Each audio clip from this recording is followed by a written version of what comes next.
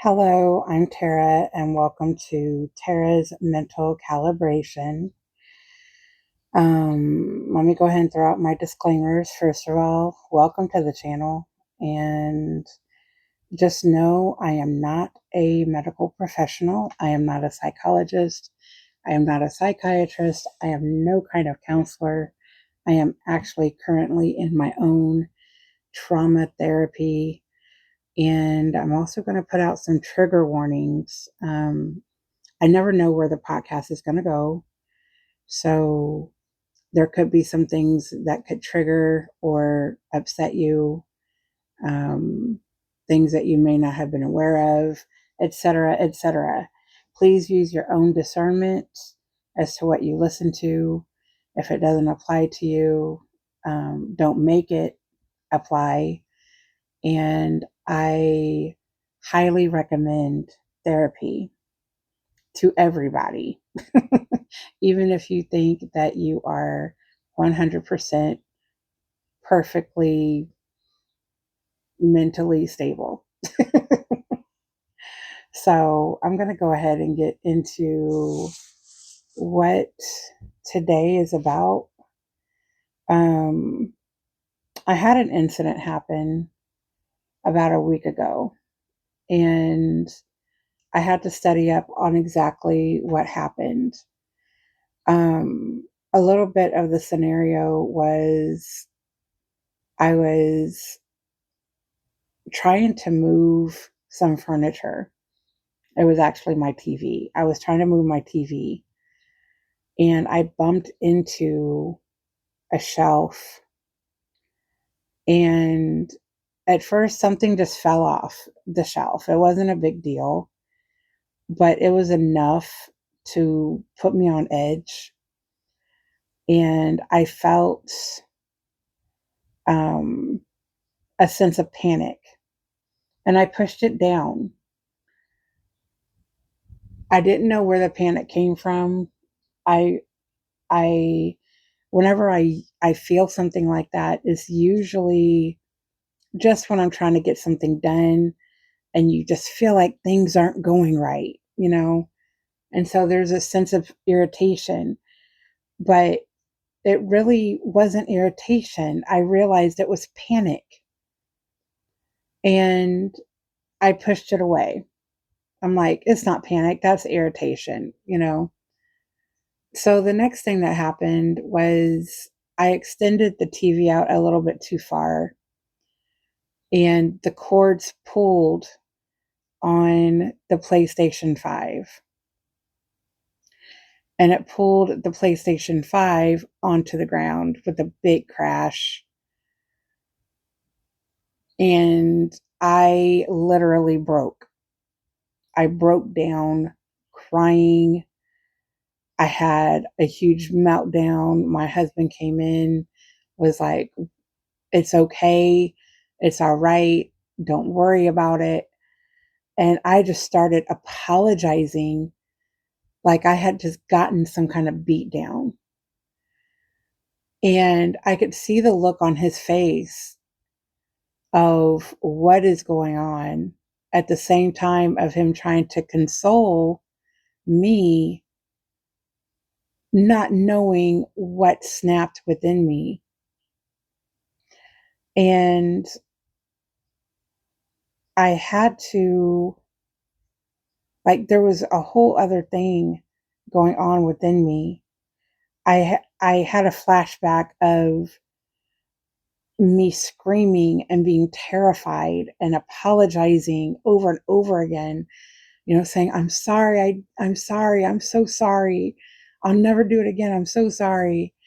And I saw my younger self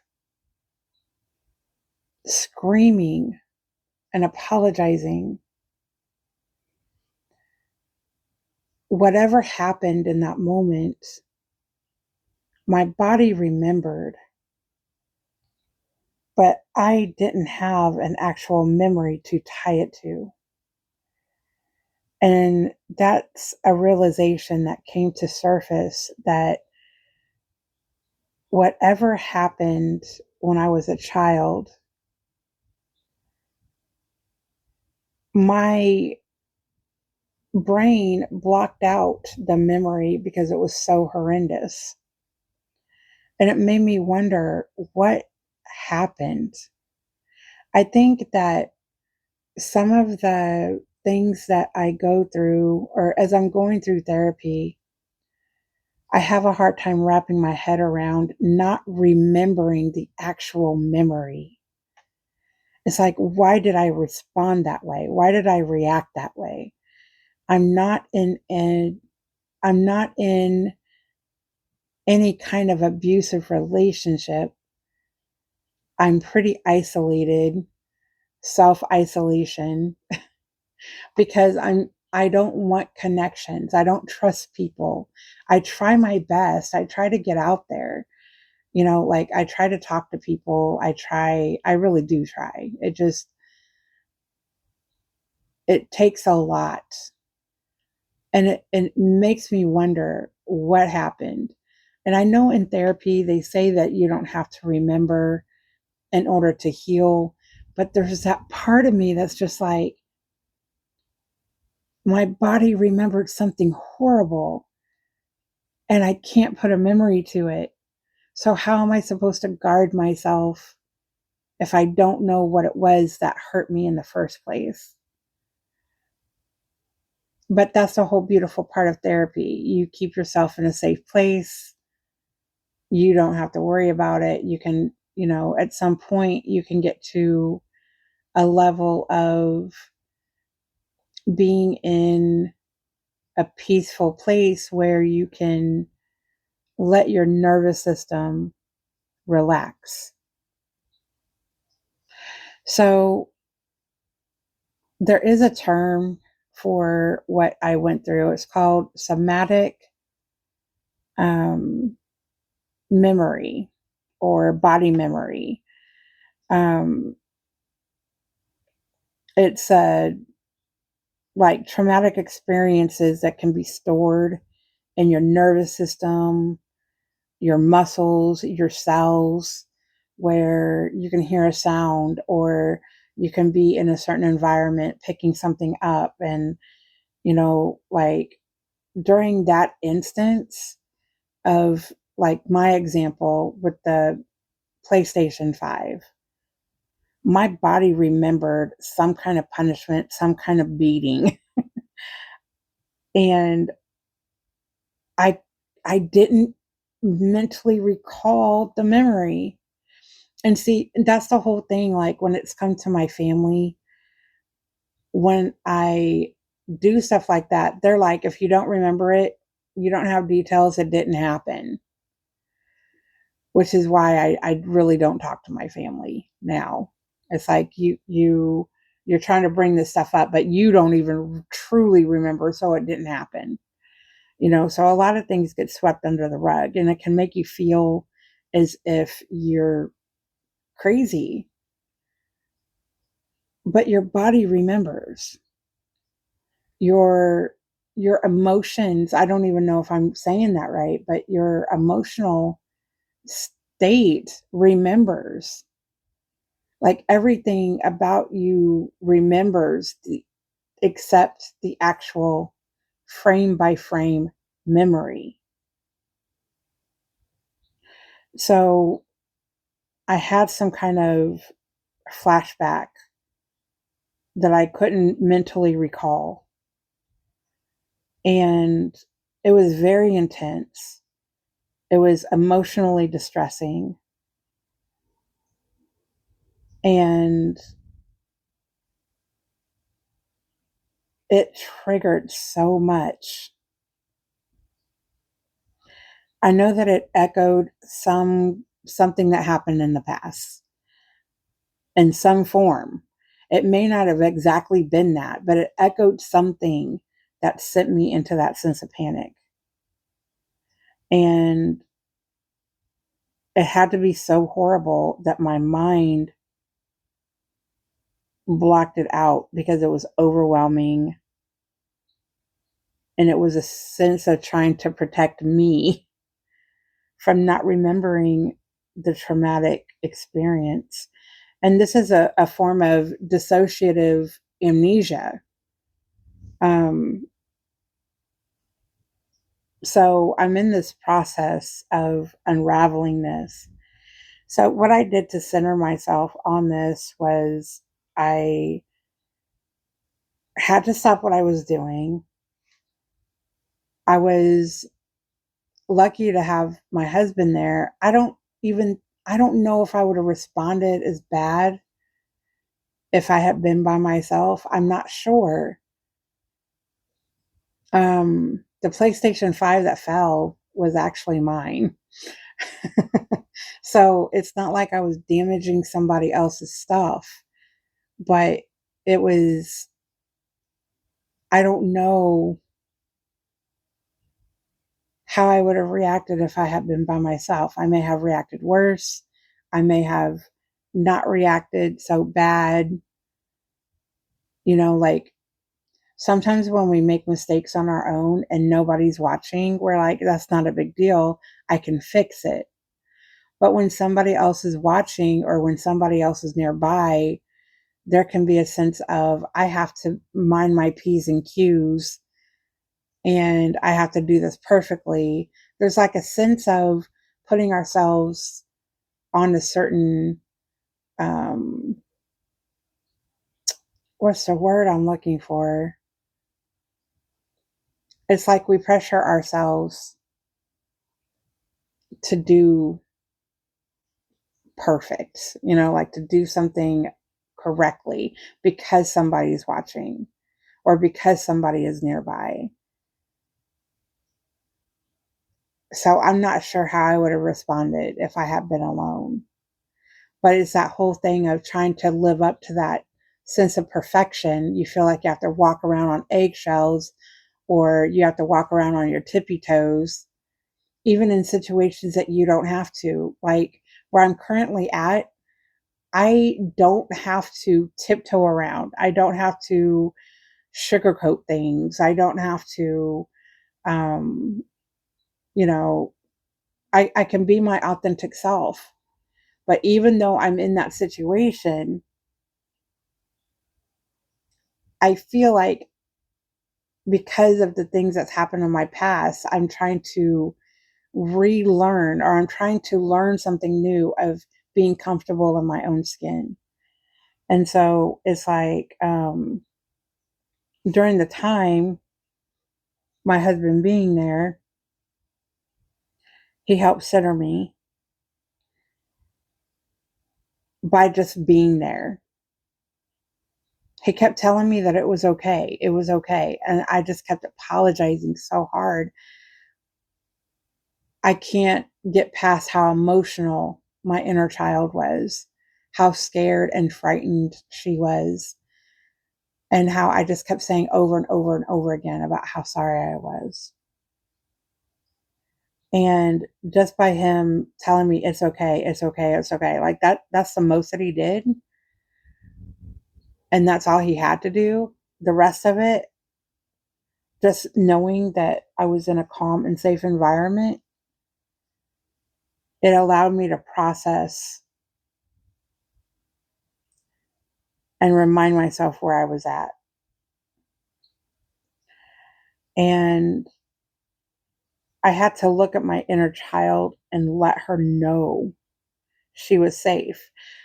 If you listen to any other podcasts that I've done, you know that I have a kindergarten picture of myself right there in my living room. And I looked at her and I let her know that she was safe. And I let her observe through her anxiety so she could trust what I was saying. And she didn't run. She listened to me. She stayed in the room. I think that was the hardest thing to do. When I refer to my inner child, like my inner child will run out of the room and be like, nope, not dealing with this, not today. Not gonna do it, not gonna trust it, not gonna open that can of worms. But that day she stayed there and I kept this anxiety with me And I stayed in it.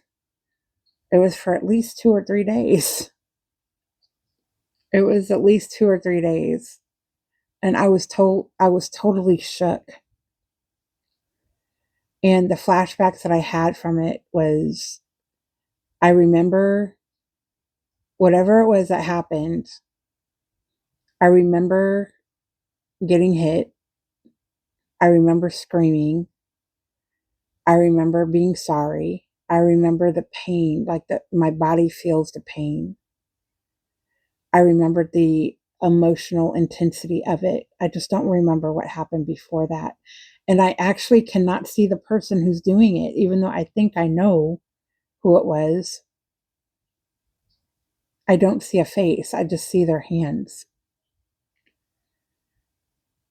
And that's what somatic memory is all about.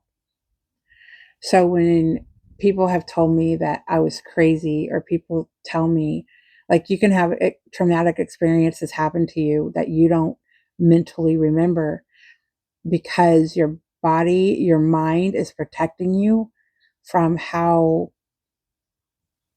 dangerous it was, how dangerous it felt. So this is a whole different level of trusting myself, literally blindly, because I have to honor myself in this space, right? It's like, you know how you feel, even though you have outside people who are like, you don't have proof. I don't have to have proof. My body has the proof. My reaction was the proof. And they don't have to believe me. They don't have to get on board with me. They don't have to support me in my healing. I do not have a support system in my biological family at all when it comes to my healing. And they feel that I'm the problem instead of looking at the problems that have actually helped put me on this path of recognizing what I need to heal within myself. It's it's it's very difficult, especially when you want a support system. It's difficult to trust your intuition when the people that you love, that's supposedly supposed to love you, does not stand behind you building yourself up in a good light or in a good, healthy environment. So I don't know if any of you have had anything like that happen. Um, but it's a pretty big deal. I actually had something else very similar happen yesterday, actually. It was not nearly as intense as the first one, because it was the second time. I noticed that as I'm going through my trauma therapy and certain things unravel or certain doors open, it brings other things to the surface. And it's like, okay, you looked at that. Now let's look at this. And it's like, okay. It's an ongoing process and taking your time, but things will come up. And yesterday it was about cooking. And I realized that over the years, the very thing, like I was saying in the beginning of the podcast, the things that I thought was irritation was not really irritation, it was panic. It was panic that something else was going to happen. And, like in a very bad way. And like yesterday, as I was cooking, I was marinating some salmon, right?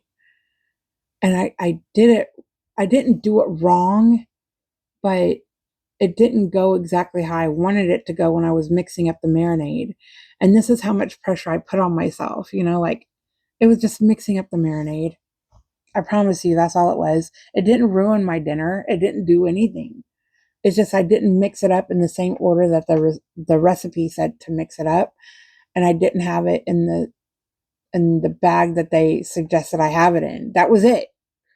It still ended up being great, and it was still wonderful, even though I did it not verbatim to the recipe. So I felt that panic kick in that I wasn't doing it right. And I remember taking on the fear of when I was a kid and I had to do things perfectly in order to be loved. I had to do things. I couldn't be human. I wanted to be the one that was less of a hassle to my parents because they already had to deal with so much with themselves, and I didn't want to add to their plate. Now, just imagine being a small child thinking that my existence adds so much pressure to my parents, and I feel bad for that. It's a sense of feeling bad for existing. And in adulthood, I do feel that burden. I feel that I'm a burden on people, even though I'm not. And I feel like that if they don't admit that I'm a burden, then they're just being nice. And it's something I'm still working through when it comes to my I don't know, can you call that self-value of how others value me? I value myself a lot. I look at how I value myself. I'm in therapy. I do good things for myself. But when it comes to people actually liking me, I don't feel like I'm likable. I don't feel like I'm lovable when it comes to people outside of myself. And if somebody says that they like me, I'm looking at them like, why? I've had so many people ask me, do you not realize your energy? Do you not realize what you do? Do you not realize that you are pretty cool? And the answer is no, I don't realize that. And I don't believe them when they say it. And so I don't know what that would be when it comes to self esteem. I mean, I can still go out there and talk to people and stuff like that, but I don't feel like they like me. Like I instantly think they don't like me because I'm going to say something that's going to rub them the wrong way, and I already know this. And this is part of that CPTSD complex, like the the whole thing of trauma after trauma after trauma after trauma. You you just get to a point where you're like, I'm a burden on everybody, and it's just best for me to keep to myself. So that's something that I'm working through, though. All right, so I'm going to go ahead and close off this session. And if you have any commentary or anything that has helped you, or if you have a topic that you want to talk about, please feel free to email me at Tara's Mental Calibration at gmail.com. There are um, no apostrophes or anything in it. It's just no spaces, nothing like that. Tara's calibration, mental calibration at gmail.com. I said it right the first time. Second time, not so much. So third time's a charm. Here's my OCD. Tara's mental calibration at gmail.com. So I'm sending you a bunch of love and light. I hope you have a wonderful week. I will see you next week, and I hope you tune in. Have a good one.